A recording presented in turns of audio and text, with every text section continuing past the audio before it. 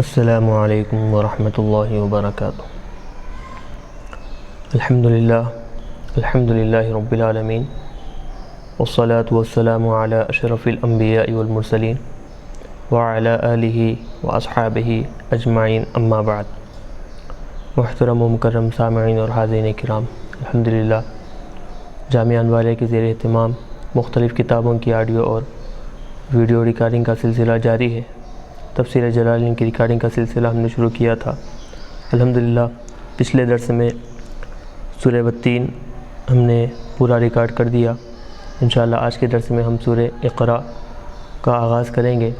اللہ تبارک و تعالیٰ سے دعا ہے کہ ہماری اس کوشش اور کاوش کو اللہ تبارک و تعالیٰ قبول فرمائے اور اس کو دارین میں سعادت کا اور نجات کا ذریعہ بنائے۔ آئیے ہم سورہ اقرا شروع کرتے ہیں۔ سورۃ اقرا مکیۃ 19 آیتاً۔ سورہ اقرا مکیہ ہے، اس میں کل 19 آیتیں ہیں۔ اس کے مختلف نام بتائے گئے ہیں، سورہ اقرا کہو یا پھر سورہ علق، اور اس کو سورہ قلم بھی کہا گیا ہے۔ تو بہرحال صاحب جلالین سورہ اقرا سے اس کو بتا رہے ہیں، ظاہر کر رہے ہیں۔ صدرھا الی ما لم یعلم اول ما نزل من القرآن۔ تو اس کی ابتدائی، صدرھا کا مطلب ابتدائی آیتیں، اس سورہ کی ابتدائی آیتیں کہاں تک؟ الی ما لم یعلم، ما لم یعلم تک، اول ما نزل من القرآن۔ یہ کیا ہے؟ یہ قرآن پاک میں سب سے پہلے نازل ہونے والی آیتیں ہیں۔ اس کی ابتدائی آیتیں یہ 5 الی ما لم یعلم تک، وہ ابتدائی سب سے پہلے نازل ہونے والی آیت ہے، اور وہ کہاں پر؟ وذالک بغار حرا، غار حرا میں یہ معاملہ پیش آیا تھا، ابتدائی آیتوں کا نزول ہوا تھا۔ رواہ البخاری، اب اس کو امام بخاری علیہ رحمہ اپنی کتاب میں روایت کیے ہیں۔ بسم اللہ الرحمن الرحیم، اللہ کے نام سے شروع جو بڑا مہربان نہایت رحم کرنے والا ہے۔ اقرا بسم ربک الذی خلق، بتا رہے ہیں اقرا، اے حبیب صلی اللہ علیہ وسلم آپ پڑھتے جائیے۔ اوجد القراءۃ، یعنی پڑھنے کا آغاز کیجیے۔ اوجد یوجد، ایجاد، وجود بخشنا، وجود میں لانا، پڑھنے کو وجود میں لائیے، مطلب پڑھنا شروع کیجیے آپ۔ مبتدئا بسم ربک الذی خلق، اللہ تبارک و تعالیٰ کے نام سے آغاز کرتے ہوئے، ابتدا کرتے ہوئے اس ذات بابرکت کے نام سے جو کہ آپ کا رب ہے، الذی خلق الخلائق، اور جس نے کیا کیا ہے؟ ساری کے سارے مخلوقات کو پیدا کیا ہے۔ خلق الانسان من علق، یہ جس نے انسان کو، یعنی انسان سے مراد خاص نہیں بلکہ الجنس، یعنی سارے کے سارے بنو نوع انسانی کو من علق، علق سے رب کائنات نے پیدا کیا ہے۔ علق کیا ہے؟ اس کی وضاحت کر رہے ہیں، جمع علقۃ، جمع علقۃ، یہ علقۃ کی یہ جمع ہے علق۔ وہی اب کہتے کسے ہیں اس کو؟ علقۃ سے مطلب کیا ہے اس کا؟ وہی القطعۃ الیسیرۃ من الدم الغلیظ، وہ کیا؟ جمے ہوئے خون کا ایک تھوڑا سا نرم حصہ، جمے ہوئے خون کا ایک ہوتا ہے کہ خون جمنے کے بعد بالکل پاپڑی کی طرح سوکھا ہو جائے، وہ مراد نہیں، بلکہ جمے ہوئے خون کا وہ حصہ کہ نرم ہو، یعنی اگر ہاتھ میں لے کر دیکھیں تو بالکل گوشت کی طرح ملائم نرم نظر آتا ہو، تو وہ خون کا لوتھڑا، اس کو کیا کہتے ہیں؟ علق کہا جاتا ہے۔ تو اس سے انسان کو پیدا کیا۔ اقرا، اب پھر دوبارہ اقرا لائے ہیں تو بتا رہے ہیں تاکید للاول، پہلے والے اقرا کی ہی یہ تاکید ہے۔ آپ پڑھیے وربک الاکرم، اس حال میں کہ آپ کا رب سب سے زیادہ بزرگ و برتر ہے، سب سے زیادہ عزت و شرف والا ہے۔ ایسا کہ الذی لا یوادیہ کریم، کہ کوئی سخی آدمی، کوئی شریف، کوئی سخاوت والا اس کے برابر نہیں ہو سکتا۔ لا یوادیہ، لا یساویہ، اس کے برابر، اس کے مساوی، اس کے مماثل نہیں ہو سکتا۔ اب بتا رہے ہیں وربک الاکرم، یہ جو جملہ ہے حال، یہ جملہ حال واقع ہوا، واو حالیہ ہے، پورا جملہ کیا ہے؟ یہ حال واقع ہوگا کس سے؟ ذوالحال کا کیا ہے؟ اقرا میں جو انتا ضمیر ہے وہ ذوالحال، اور پھر یہ وربک الاکرم، یہ حال واقع ہوگا۔ تو اس کو بتا رہے ہیں حال من ضمیر اقرا، اقرا میں جو انتا ضمیر ہے اس سے یہ حال واقع ہو رہا ہے۔ الذی علم بالقلم، کہ آپ کا رب، اب رب کی صفت لا رہے ہیں کہ جس نے علم الخط بالقلم، تعلیم دی، سکھایا، کس کو کیا سکھایا؟ الخط، خط یعنی لکھنا سکھایا، کس کے ذریعے سے؟ بالقلم، قلم کے ذریعے، یعنی قلم سے لکھنا سکھایا، یہ معنی ہے۔ تو اب بات آئی تو یہاں پر صاحب جلالین تذکرہ کر رہے ہیں، ذکر کر رہے ہیں کہ وَأَوَّلُ مَنْ خَطَّ بِهِ إِدْرِيسُ علیہ السلام، سب سے پہلے جو خط استعمال کیے ہیں، قلم استعمال کیے ہیں، جو لکھے ہیں حضرت ادریس علیہ السلام۔ دنیا میں سب سے پہلے جو قلم استعمال کیا گیا تھا کون تھے؟ وہ حضرت ادریس علیہ السلام قلم استعمال کیے تھے، لکھے تھے آپ۔ علم الانسان ما لم يعلم، تو انسان کو، یہاں پر بھی انسان سے مراد خاص نہیں بلکہ بنو نوع انسان، جن سے انسان مراد ہے، کہ سارے کے سارے انسان کو وہ ساری چیزیں سکھا دی، تعلیم دی ان ساری چیزوں کی، ما لم يعلم، جو کہ انسان جانتا نہیں، یعنی انسان جو چیزیں نہیں جانتا تھا، رب کائنات نے انسان کو وہ ساری چیزوں کا علم دے دیا۔ کب نہیں جانتا تھا؟ قبل تعلیم ہی، اس کے سکھانے سے پہلے، رب کائنات کی تعلیم دینے سے پہلے اس کو کچھ بھی علم نہیں تھا۔ کن کن چیزوں کا؟ من بیانیہ لا کر بتا رہے ہیں، نہ ہدایت کا اس کو علم تھا، نہ کتابت کا علم تھا اس کو، والصناعتی، نہ کسی قسم کا پیشے کا اس کو علم تھا۔ صناعتن پیشہ، کاریگری، یہ سارے معنی اس کے اندر آتے ہیں، وغیرہ وغیرہ وغیرہ، یعنی یہ ساری چیزیں انسان کو اللہ تبارک و تعالیٰ نے سکھایا ہے، اللہ نے بتلایا ہے، تو انسان یہ ساری چیزوں کا جاننے والا بنا۔ اللہ کے بتانے سے پہلے انسان کو ان میں سے کسی ایک چیز کا بھی علم نہیں تھا۔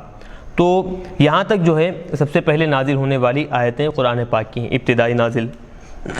واقعہ تو بہت مشہور ہے کہ آقا علیہ السلام غار حرا میں مصروف عبادت تھے، اچانک حضرت جبرائیل امین علیہ السلام اللہ کے حکم سے وہاں پر تشریف لائے، اور پھر غار حرا میں آقا علیہ السلام سے خطاب کرتے ہوئے کہا کہ اے محمد صلی اللہ علیہ وسلم آپ پڑھیے، تو حضور پاک علیہ السلام نے کہا کہ ما انا بقاری، میں پڑھنے والا نہیں ہوں۔ تو پھر اس کے بعد آپ ایسے ہی بہت سارا تسلسل جاری ہوا، دونوں کے درمیان گفتگو جاری رہی۔ پھر جب وہ 5 آیتیں آقا علیہ السلام کو بتائی گئی، تو ان آیتوں کے نزول کے فوری بعد آقا علیہ السلام پر ایک کیفیت طاری ہو گئی۔ وہ آیتیں نازل ہونے کے بعد آقا علیہ السلام پر ایک کیفیت سے طاری ہو گئی، فوراً گھر کی طرف لوٹے۔ حضرت خدیجہ رضی اللہ تعالیٰ عنہ وہاں پر موجود تھیں، حضرت خدیجہ سے آپ نے کہا کہ زملونی زملونی۔ سورہ مزمل میں بھی ہم نے اس کی مختصر وضاحت کر دی ہے، سورہ مدثر میں بھی وضاحت کی، یہاں پر بات آئی تو ہم بتا رہے ہیں کہ زملونی زملونی، اور بعد نے کہا دثرونی دثرونی۔ بہرحال وہ واقعہ تھا یہ ابتدائی آیتوں کے نازل ہونے کے وقت کا، تو یہاں پر بتائیں۔ یاد رکھیں کہ یہ جو سورہ ہے، اس سورے کے 2 پہلو ہیں۔ پہلا پہلو سورے کے شروع سے لے کر یہاں تک یہ ابتدا میں نازل ہونے والی آیتیں ہیں۔ اب یہاں سے لے کر سورے کے اختتام تک بعد میں نازل ہونے والی آیتیں ہیں، اس کا شان نزول بھی پھر الگ ہے، اور پھر اس کے ضمن میں جو واقعہ آتا ہے وہ ایک واقعہ الگ بیان کیا گیا ہے۔ یہاں تک واقعہ یہ تھا جو جبرائیل امین علیہ السلام کا غار حرا میں حضور پاک علیہ السلام کے ساتھ پیش آیا، وہ واقعہ تھا۔ اب آگے کا جو واقعہ ہے پہلے تفسیر دیکھ لیں، پھر اس کے بعد مختصر طور پر صاحب جلالین واقعہ بیان کر رہے ہیں، تو اس کے ضمن میں مزید وضاحت کے ساتھ ہم اس کو سمجھائیں گے۔ کلا، اب یہاں پر دیکھیں کہ لفظ جو کلا اس سے پہلے بھی ذکر کیا گیا ہے، تو حرف ردع کے طور پر لایا گیا تھا۔ ردع یعنی سختی کے ساتھ ما قبل جس کا تذکرہ ہوا ہے اس کا رد کرنا، اس کا جواب دینا، اس کا انکار کرنا۔ کلا حرف ردع سے یہ بات سمجھ میں آتی ہے، اس کا یہ مطلب ہوا کرتا ہے، لیکن یہاں پر جو ہے کلا حرف ردع کے طور پر نہیں، بلکہ آنے والی بات کو ثابت کرنے کے لیے، اس کے ثبوت میں تاکید پیدا کرنے کے لیے یہاں پر کلا کو لایا گیا ہے، اور پارے 29 میں بھی ایسا استعمال ہوا تھا، وہاں پر ہم نے مزید وضاحت کر دی۔ صاحب جلال بتا رہے ہیں کہ کلا حقاً، تو کلا ہر مقام پر جہاں پر آیا تو ردعن کے طور پر استعمال کیا گیا، کلا کے بعد تفسیر میں ردعن کہا، لیکن یہاں پر حقاً بتا رہے ہیں، تو معنی یہ کہ آنے والی بات کو تاکید کے ساتھ ثابت کرنا اصل مقصد ہے۔ کلا ان الانسان لیطغی، بے شک انسان ضرور وہ کیا کرتا ہے؟ سرکشی کرتا ہے، سرکشی میں مبتلا ہوتا ہے۔ ان اس وجہ سے کہ ان رآہ، کیسے سرکش ہو گیا انسان، اپنے سرکشی میں کیسے مبتلا ہوا، کیسے سرکش ہوا، بتا رہے ہیں کہ اس نے اپنے آپ کو یہ سمجھا، ان رآہ استغنا بالمال، اپنے آپ کو اس نے یہ سمجھا کہ مال سے وہ بے نیاز ہے، یعنی مال کی اس کو ضرورت نہیں ہے، اپنے آپ کو یہ سمجھا۔ تو اب بتا رہے ہیں کہ ان رآہ، پہلے اس کی ترکیب دیکھیں تو بات سمجھ میں آئے گی۔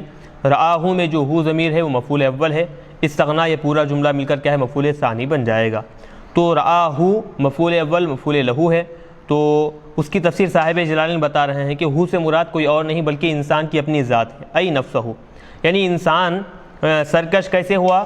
اس طور پر کہ اس نے اپنے نفس کو یہ سمجھا کہ استغنا بالمال، مال کے ذریعے سے وہ کیا ہے بالکل بے نیاز ہو گیا ہے، کسی چیز کی اس کو ضرورت نہیں ہے، بس مال اس کے پاس آ گیا ہے تو ہر چیز دنیا کی اسے حاصل ہو گئی ہے، انسان یہ سمجھا۔ تو اب بتا رہے ہیں اب اس کا شان نزول، یعنی کلا ان الانسان لیطغی سے لے کر اس کا شان نزول کیا ہے بتا رہے ہیں۔ نازل فی ابی جہل، ابو جہل کے بارے میں آیت کریمہ نازل ہوئی ہے یہ کلا ان الانسان لیطغی۔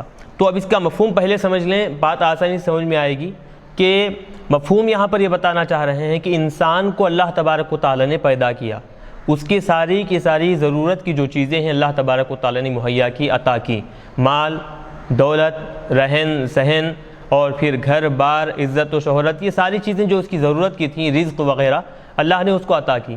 تو اللہ کا عطا کیا ہوا مال اور پھر اللہ کی عطا کی ہوئی نعمتیں لے کر وہ یہ سمجھ رہا ہے کہ مال میرے پاس ہے بس کافی ہے، ساری چیزوں کا میں ہی مالک ہوں، سب چیزیں میری ملکیت میں ہیں، اب میرے لیے نہ اللہ کی ذات کی ضرورت ہے، نہ رسول کی ضرورت ہے، نہ کتاب کی ضرورت ہے، وہ انسان ایسے سمجھتا ہے۔ تو یہ مفہوم کو یہاں پر بیان کر رہے ہیں۔ لیطغی، انسان کیسے سرکش ہوا؟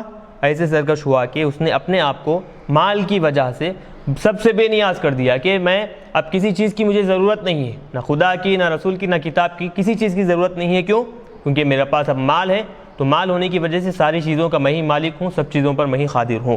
تو یہ خیال، یہ عقیدہ رکھ کر وہ کیا ہے سرکشی میں مبتلا ہوا، گمراہ ہو گیا۔ اب ان رآہ میں جو رآ فعل آیا ہے تو رآ یرا رؤیتن، یہ تو معلوم ہے آپ لوگوں کو کہ رؤیتن کے معنی دیکھنا ہے، بصارت کے معنی میں آتا ہے۔ تو لیکن یہاں پر بتا رہے ہیں کہ یہاں رآہ سے بصارت مراد نہیں ہے، دیکھنا مراد نہیں ہے، بلکہ علمیت، جاننے کے معنی یہاں پر مراد ہے۔ ورآ علمیتن، جاننے کے معنی، یعنی جیسے ہم نے ترجمے میں کیا کہ ان رآہ استغنا، کہ وہ سمجھتا ہے، وہ جانتا ہے، اپنے آپ کو یوں گمان کرتا ہے، یہ معنی ہم نے کیا۔ بصیرت کے بصارت جو دیکھنے کے معنی ہے وہ یہاں پر مراد نہیں ہے۔ واستغنا مفعول ثانی، بتا رہے ہیں کہ استغنا جو فعل ہے وہ مفعول ثانی ہے، اور ان رآہ مفعول لہ، اور ان رآہ میں جو ہو ضمیر ہے وہ مفعول لہ بن کر یہاں پر واقع ہوئی۔ ان الی ربک الرجعا، آگے بتا رہے ہیں کہ اے انسان یاد رکھ، بے شک تیرے رب کی طرف ہی تجھے لوٹنا ہے۔ ان، بے شک، الی ربک، تیرے رب کی طرف، الرجعا، لوٹنا ہے، یعنی رجوع، لوٹنا ہے تیرے رب کی طرف۔ تو یہ جو جملہ لائے ہیں اس جملے کے ذریعے سے بتا رہے ہیں انسان کو اصل ڈرانا مقصد ہے کہ یہ جو اللہ کا دیا ہوا مال لے کر اللہ کی مخالفت کرنا، اللہ کی ذات کا انکار کرنا، اس کی حبیب اور اس کی کتاب کا انکار کرنا اور جھٹلانا، یہ جو سرکشی ہے، وہ سرکشی کرنے کے بعد انسان کو ڈرایا جا رہا ہے کہ یاد رکھ، یہ سرکشی کرنے کے بعد تو اللہ سے چھٹنے والا نہیں ہے، اللہ سے چھٹکارا پانے والا نہیں ہے۔ کیوں؟ کیونکہ تجھے اسی کی طرف لوٹنا ہے اور تیرے ہر عمل کا وہ تجھ کو پورا پورا بدلہ عطا کرے گا۔ تو بتا رہے ہیں تخویف لہو، انسان کو اس آیت میں ڈرانا مقصد ہے کہ جب اس کی طرف تجھے لوٹنا ہے تو فیجازی الطاغیہ، تو جو سرکش ہے، سرکشی کیا ہے جو، اس کو کیا کرے گا اللہ تبارک و تعالیٰ بدلہ عطا کرے گا، بما یستحقہ، وہ بدلہ عطا کرے گا جس کا وہ مستحق ہے، جس کا وہ حقدار ہے۔ یعنی جیسے اعمال لے کر آیا ہے، جو کام کر کر آیا ہے، جب انسان اللہ کی طرف لوٹے گا، اس کی طرف رجوع ہوگا تو وہاں پورا پورا بدلہ اللہ تبارک و تعالیٰ اس کو عطا کرے گا۔ نیکیاں لے کر آیا ہے تو ثواب، اور برائیاں لے کر آیا ہے تو اس کو سزا کے طور پر اللہ تبارک و تعالیٰ بدلہ اس کو عطا کرے گا۔ تو اس آیت میں دراصل کیا ہے، اس کو ڈرانا مقصد ہے کہ جو سرکشی کیا ہے یاد رکھے کہ تو اللہ کی طرف ہی لوٹنے والا ہے، جب لوٹے گا تو اللہ تبارک و تعالیٰ پورا پورا تجھے بدلہ اس کا عطا کرے گا۔ اس طرح سے وہ ڈرانا مقصد ہے۔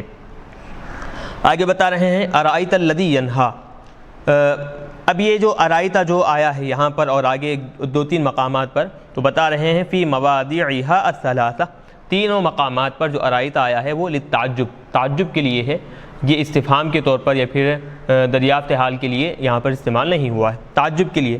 یعنی کیا آپ نے دیکھا اس آدمی کو الذی ینہا کہ جس نے کیا ہے روک دیا، یعنی تعجب کا اظہار کرتے ہوئے کلام کو ذکر کیا گیا ہے کہ آپ اس آدمی کو دیکھیں کہ جس نے روک دیا ہے، ہوا ابو جہل۔ تو اب یہاں کون سے آدمی سے کس کو دیکھنا مراد ہے؟ تو بتا رہے ہیں ہوا ابو جہل۔ دو چیز پہلے یاد رکھیں۔ اچھا ایک واقعہ یہاں پر آیا تو میں آپ کو یہ جو آیتیں ہیں یہ آیتیں سمجھنے کے لیے میں ایک واقعہ جو یہاں پر اس میں ہے بیان کروں گا میں۔ وہ واقعہ یہ ہے کہ ایک مرتبہ آقا علیہ الصلوۃ والسلام مسجد نبوی میں مسجد حرام میں آقا علیہ الصلوۃ والسلام نماز ادا کر رہے تھے، تو ابو جہل نے کہا کہ اس کے بعد آئندہ جبھی بھی میں محمد عربی صلی اللہ علیہ وسلم کو نماز ادا کرتے ہوئے دیکھوں گا تو میں ان کو سختی سے روکوں گا، سختی سے منع کروں گا اور کہوں گا کہ آئندہ اگر نماز ادا کریں گے تو تمہارا انجام برا ہوگا، ایسے سختی سے میں منع کروں گا۔ تو ایک مرتبہ موقع کو غنیمت جانتے ہوئے اس نے ارادہ بھی کیا کہ موقع اچھا ہے، حضور پاک علیہ الصلوۃ والسلام کو نماز پڑھنے سے روکیں گے اور پھر نہ رکے تو سختی سے ان کے ساتھ پیش آئیں گے۔ چنانچہ وہ آگے بڑھا کہ حضور پاک علیہ الصلوۃ والسلام کو نماز پڑھنے سے روکیں۔ ادھر حضور نماز پڑھ رہے ہیں، اب یہ آگے بڑھ رہا ہے، تو لوگ جو وہاں پر موجود تھے انہوں نے دیکھا کہ جیسے ہی آگے بڑھا، ایک دو قدم آگے بڑھایا ہی تھا کہ وہ آہستہ آہستہ خود بخود پیچھے ہونے لگا۔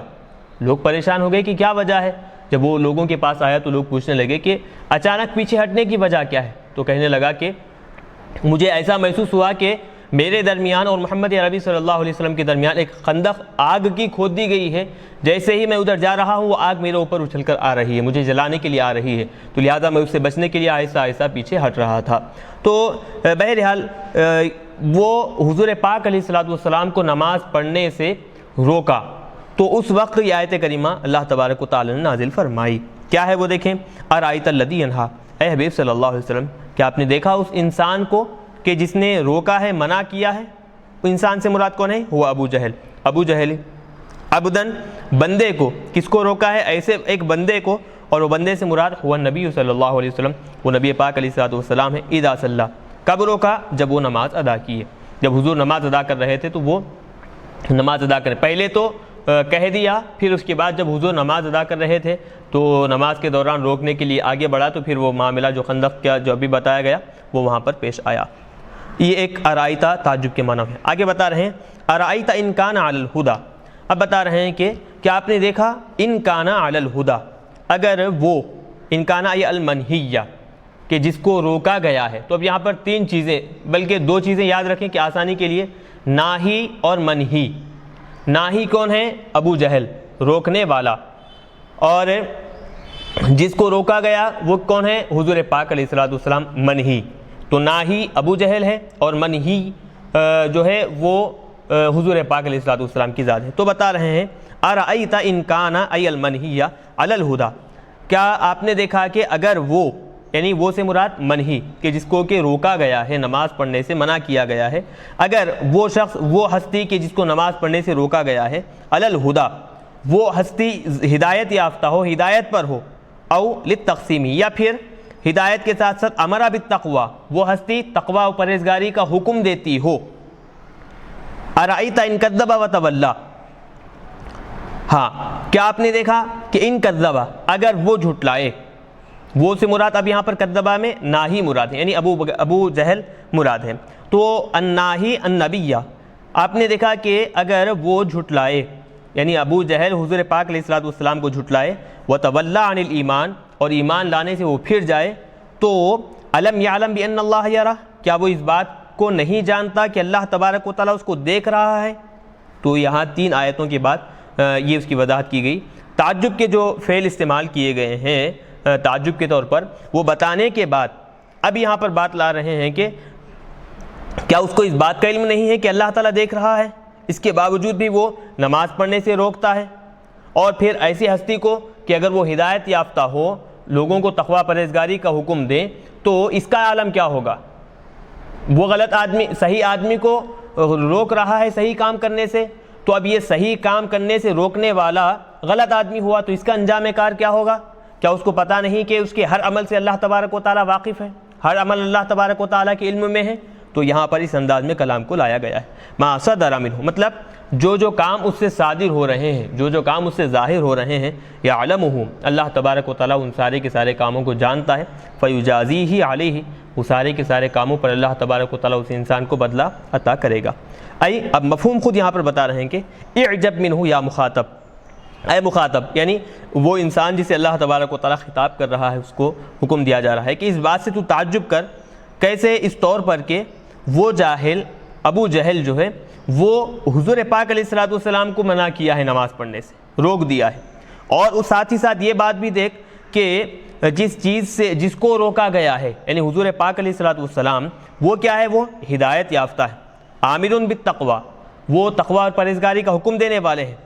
اور دوسری طرف یہ بات بھی مد نظر رکھ کہ جو نیک کام سے روکنے والا ابو جہل ہے، نماز سے روکنے والا ابو جہل ہے، مکذب وہ ایک تو جھٹلانے والا ہے یعنی انبیاء اور اس کے رسول کو، نبی کو جھٹلانے والا ہے، وہ متولن عن الایمان ایمان لانے سے منہ پھیرنے والا ہے. تو یہ ساری چیزوں کو دیکھ کر تعجب کا اظہار کر، تعجب کر کے یہ کیسے واضح نشانیاں ہیں اور واضح باتیں یہاں پر اللہ تبارک و تعالیٰ نے بتائی ہیں، پھر اس کے باوجود بھی وہ ابو جہل اپنی ہٹ دھرمی اور دشمنی کی وجہ سے وہ ایسے جرأت مندانہ کام کرتا چلا جا رہا ہے. آگے بتائے کلا ہرگز نہیں، یعنی یہ جو کام اس نے انجام دیے ہیں، حضور کو نماز پڑھنے سے روکا اور حضور پاک علیہ الصلوۃ والسلام کی شان میں ناشائستہ الفاظ استعمال کیے، نامناسب کلمات استعمال کیے، ایمان لانے سے پھر گیا. اب بتا رہے ہیں کہ اس کلا ہرگز نہیں، یعنی ردع لہو اس کو سختی سے منع کیا گیا ہے کہ اس کو ایسے کام ہرگز انجام نہیں دینے چاہیے، یعنی اس کو چاہیے کہ وہ ایسا کام ہرگز نہ کرے.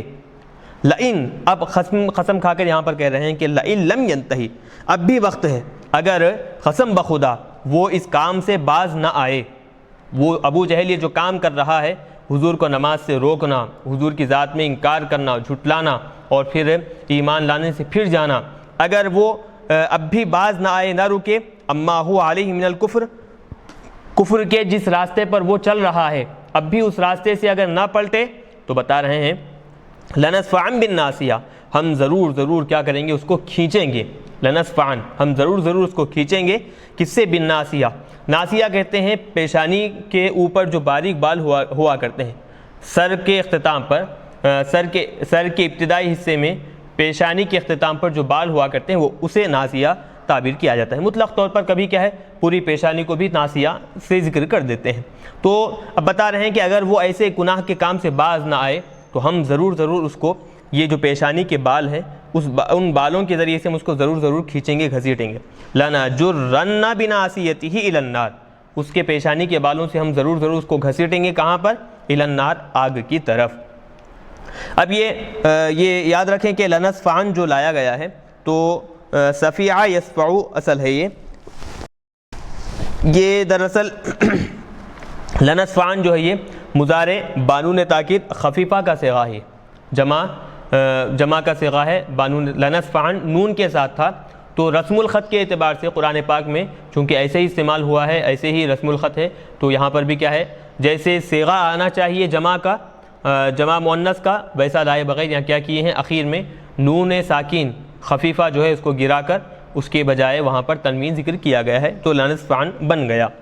بالناصیۃ ناصیۃ کاذبۃ خاطیہ ایسی پیشانی کہ جو بالکل جھوٹی ہے اور گناہ پر گناہ کی ہوئی ہے وہ پیشانی. تو پیشانی کہہ کر مراد کیا لے رہے ہیں؟ پورا انسان مراد لے رہے ہیں. تو انسان کی پیشانی کے بالوں سے ہم کھینچیں گے یعنی ویسے گھسیٹیں گے.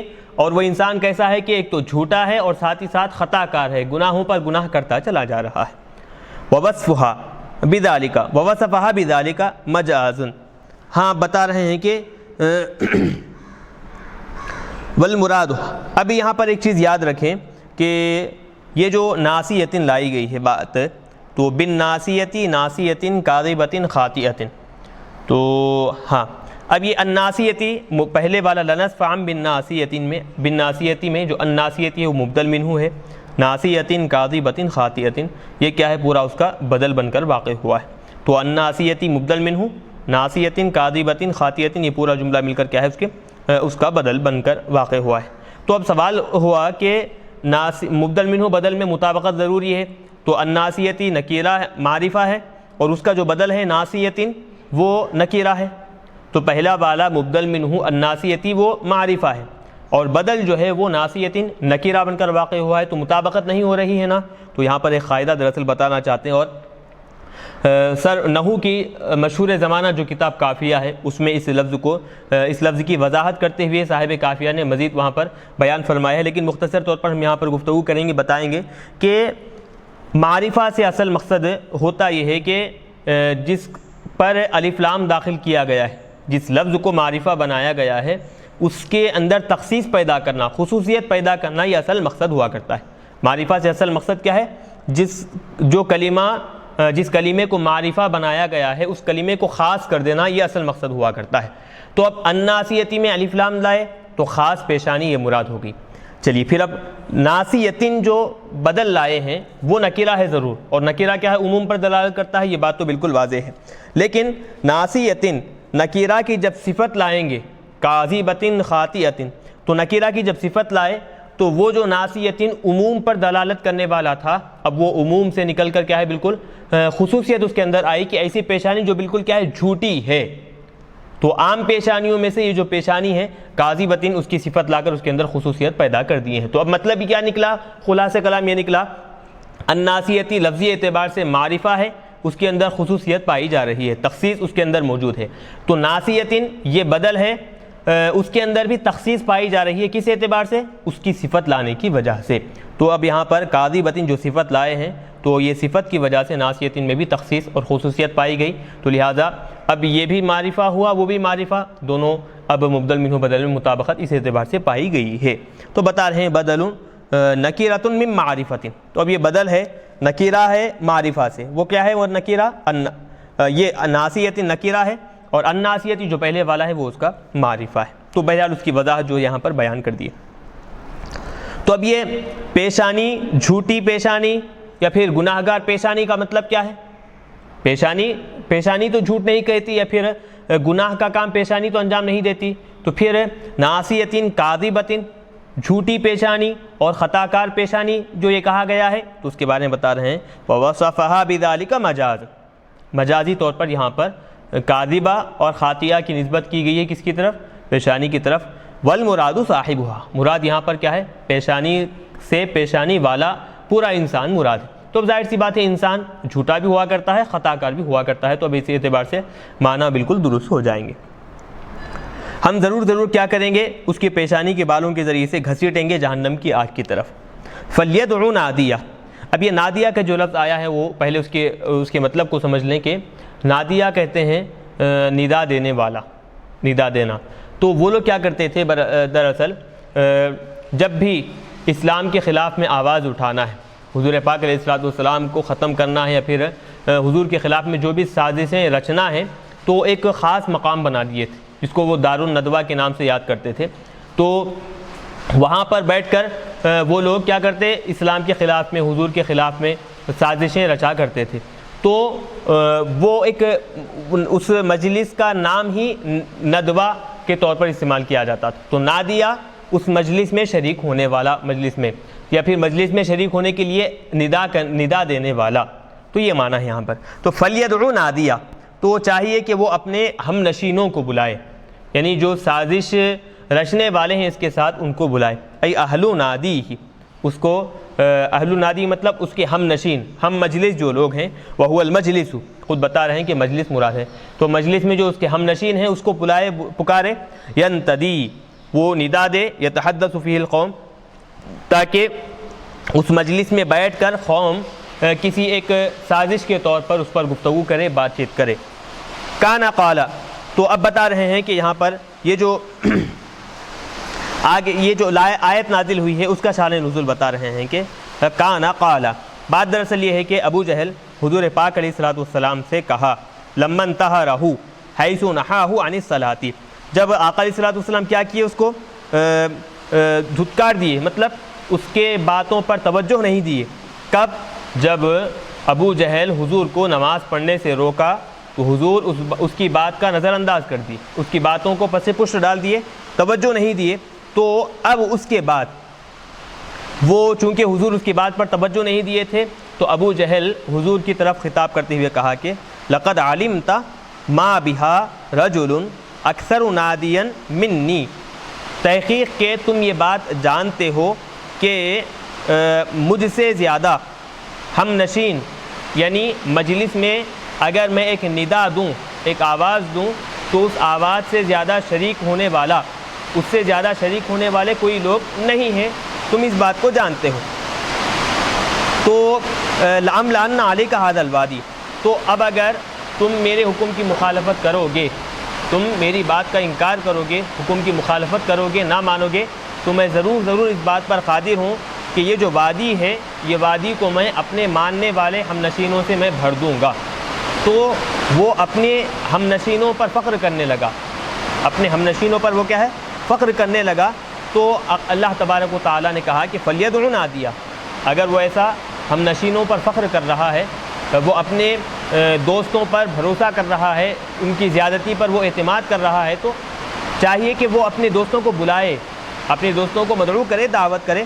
سندع الزبانیہ، آگے بتا رہے ہیں کہ ہم بھی جو زبانیہ فرشتے ہیں، جو انتہائی سخت دل ہیں، سختی سے پیش آنے والے جو فرشتے ہیں، ہم بھی ان کو بلائیں گے۔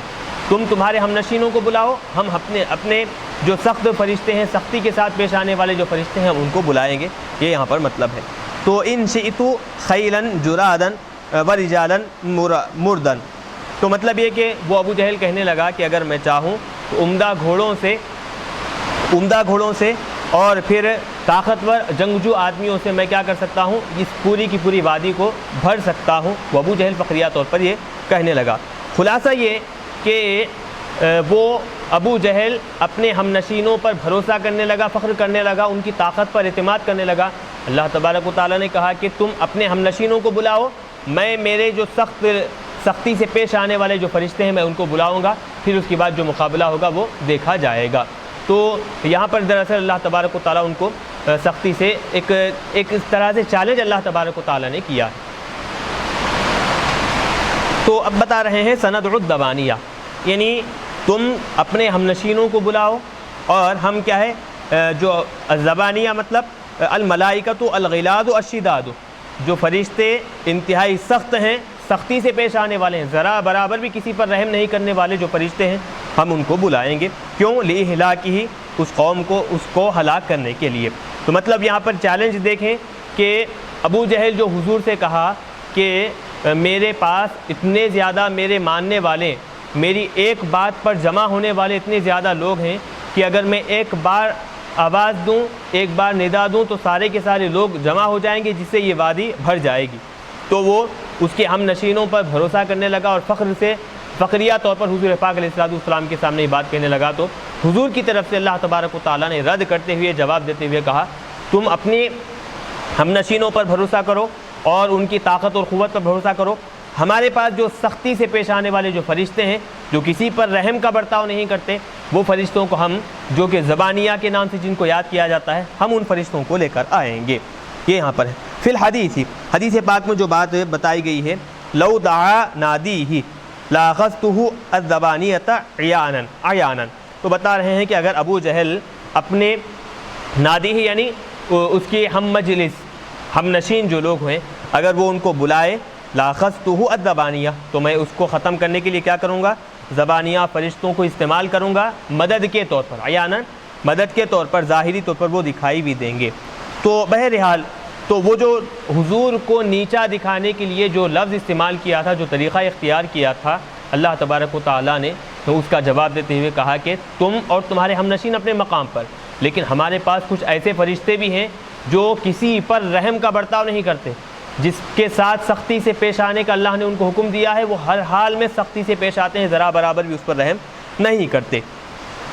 تو تم اپنے ہم نشینوں کو بلاؤ، ہم یہ جو فرشتے ہیں ان کو ہم بلائیں گے۔ تو بہرحال یہ ایک طرح سے ایک چیلنج والا جملہ ہے، اللہ تبارک و تعالیٰ نے ان کو کہا ہے۔ آگے یہاں پر جو ابو جہل نماز پڑھنے سے حضور کو روکا تھا، منع کیا تھا، اب حضور پاک علیہ السلام کو تاکید سے کہہ رہے ہیں کہ اے حبیب، آپ ہرگز اس کی باتوں میں نہ آئیں، کلا ردع لہ، حضور پاک علیہ السلام کو سختی سے یہ بات کا حکم دیا جا رہا ہے کہ لا تطیعہ، اے حبیب ہرگز آپ اس ابو جہل کی بات کو مت مانیے، اس کی بات کی پیروی ہرگز مت کیجیے، فی ترک الصلاۃ، کس معاملے میں؟ نماز کو چھوڑنے کے معاملے، وہ نماز چھوڑنے کا جو حکم دے رہا ہے، منع کر رہا ہے، آپ اس کی باتوں کو ہرگز مت مانیے، بلکہ وسجد، آپ سجدہ کریے، یعنی صلی للہ، اللہ تبارک و تعالیٰ کے لیے، اللہ کو راضی کرنے کے لیے آپ سجدہ کرتے رہیے، وقترب منہ بطاعتہ، اللہ کی اطاعت و فرما برداری کر کر اس کا قرب حاصل کر لیجئے، یہ معنی ہے۔ تو وسجد وقترب کا صاحب یہاں پر تو صاحب جلال نے عام تفسیر کی ہیں، بزرگان دین بیان کرتے ہیں کہ انسان جتنا زیادہ اللہ تبارک و تعالیٰ کے دربار میں سجدہ کرتا ہے، اتنا ہی زیادہ اللہ تبارک و تعالیٰ کا مقرب بندہ بن جاتا ہے۔ تو وسجد وقترب سے اس کی وضاحت بھی مل گئی کہ سجدہ کر اور پھر اللہ تبارک و تعالیٰ کا مقرب بندہ بن جا۔ حدیث میں بھی بتایا گیا ہے کہ سب سے زیادہ قریب انسان اللہ تبارک و تعالیٰ کے اس وقت ہوتا ہے جب کہ وہ اپنا ماتھا، اپنی پیشانی اللہ تبارک و تعالیٰ کے دربار میں جھکائے، سجدہ کرے، تو سجدے کی حالت میں اللہ کے سب سے زیادہ قریب انسان ہو جایا کرتا ہے۔ تو یہاں پر اس کی ایک طرح سے وضاحت بھی مل گئی اور ایک طرح سے یہاں پر اشارہ بھی مل گیا۔ تو الحمدللہ یہاں سورہ اقرا جو سورہ قلم ہے یہاں پر ہم نے مکمل کیا۔ اب ہم یہاں سے سورہ قدر کا آغاز کر رہے ہیں۔ سورۃ القدر مکیۃ او مدنیۃ، خمس او ست آیات، خمس او ست آیات، یا پھر ہاں بسم اللہ الرحمن الرحیم، سورہ قدر مکیہ ہے، یا پھر بعض نے کہا کہ مدنیہ ہے، اس میں 5 یا 6 آیتیں ہیں کل۔ بسم اللہ الرحمن الرحیم، اللہ کے نام سے شروع جو بڑا مہربانی آیت رحم کرنے والا ہے۔ انا انزلناہ فی لیلۃ القدر، بے شک ہم نے اس کو، یعنی اس سے ہو ضمیر لوٹ رہی ہے کہاں پر؟ قرآن مجید کی طرف۔ اگرچہ قرآن مجید کا تذکرہ پیچھے نہیں گزرا اس سورے میں، لیکن کلام کا مفہوم اس بات پر دلالت کر رہا ہے کہ ہو ضمیر سے مراد قرآن پاک ہی ہے۔ تو انا انزلناہ، بے شک ہم نے اس کو یعنی قرآن پاک کو نازل کیا ہے، یعنی نازل کرنے سے مراد تھوڑا تھوڑا نہیں بلکہ کیا ہے؟ جملتاً واحدتاً، ایک ساتھ، پورا ایک ساتھ ہم نے نازل کیا ہے۔ کہاں سے کہاں؟ من اللوح المحفوظ الی سماء الدنیا، لوح محفوظ سے آسمان دنیا پر ہم نے کیا ہے؟ پورا ایک قرآن پاک ہم نے ایک ہی مرتبہ نازل کر دیا ہے۔ یہ بات ہر کوئی جانتے ہیں کہ قرآن پاک کے نازل ہونے کا طریقہ جو استعمال کیا گیا ہے وہ 2 مرتبہ قرآن پاک نازل ہوا ہے۔ پہلے یہ کہ آسمان دنیا پر نازل ہونا لوح محفوظ سے، یہ پورا ایک ساتھ اتار دیا گیا تھا، لوح محفوظ سے پورا ایک ساتھ آسمان دنیا پر نازل کیا گیا تھا۔ پھر اس کے بعد جب ضرورت پڑتی گئی، تھوڑا تھوڑا 2 آیتیں 3 آیتیں حسب ضرورت حضرت جبرائیل امین علیہ الصلوۃ والسلام کے ذریعے سے اللہ تبارک و تعالیٰ نے یہ دنیا میں حضور پاک علیہ الصلوۃ والسلام پر قرآن پاک نازل فرمایا ہے۔ تو نزول قرآن 2 مرتبہ ہوا ہے، ایک لوح محفوظ سے آسمان دنیا پر، اور پھر اس کے بعد آسمان دنیا سے پھر حضور پاک علیہ الصلوۃ والسلام پر یہ تانا، تو 2 مرتبہ نزول قرآن ہوا ہے۔ تو اب یہاں پر جو مراد ہے قرآن پاک کے نازل ہونے کا مطلب کیا ہے؟ یہ لوح محفوظ سے آسمان دنیا پر جو اتارا گیا ہے وہ یہاں پر مراد ہے۔ تو بتا رہے ہیں من اللوح محفوظ الی سماء دنیا، کب اتارا ہم نے؟ فی لیلۃ القدر، قدر والی رات میں، یعنی ای الشرف والعظم، بزرگی والی، شرف والی، عظمت والی رات میں ہم نے قرآن پاک کو اتارا۔ وما ادراک ما لیلۃ القدر، اور اے حبیب صلی اللہ علیہ وسلم آپ کو خود سے کیا معلوم کہ لیلۃ القدر کیا ہے، کیسی عظمتوں والی رات ہے، اس کی کیا عظمتیں ہیں، کیا برکتیں ہیں۔ ابھی یہاں پر جو استفہام لایا گیا ہے، یہ استفہام دراصل کیا ہے؟ اس چیز کی عظمت کو بتانا یہاں پر اصل مقصد ہے کہ لیلۃ القدر کی کیا فضیلت ہے، تمہیں خود سے کیا معلوم، کتنی بڑی فضیلت والی رات ہے وہ خود سے کیا معلوم، یہ معنی ہے۔ تعظیم لشأنہا وتعجیب منہ، ایک تو لیلۃ القدر کی عظمت بتانا ہے اور اس کی شان اور رفعت بتانا ہے، اور دوسرے اس پر تعجب کا اظہار کرنا ہے کہ کیا بڑی عظمت والی رات ہے وہ، کیا قدر و منزلت والی رات ہے، کیسی عظمت والی وہ رات اللہ تبارک و تعالیٰ نے بنائی۔ لیلۃ القدر خیر من الف شہر، اب بتا رہے ہیں کہ لیلۃ القدر، قدر والی جو رات ہے وہ خیر، بہتر ہے، من الف شہر، 1000 مہینوں سے بہتر ہے، وہ ایک رات 1000 مہینوں سے بہتر ہے۔ تو کس اعتبار سے بہتر ہے؟ یعنی عبادت کے اعتبار سے بہتر ہے کہ اگر کوئی آدمی اس ایک رات میں عبادت کرتا ہے تو گویا اس ایک رات میں عبادت کرنا اس کے بدلے میں اتنا ثواب دیا جائے گا کہ گویا وہ آدمی 1000 مہینے عبادت کیا ہے، اتنا ثواب اللہ تبارک و تعالیٰ اس کو عطا فرمائے گا۔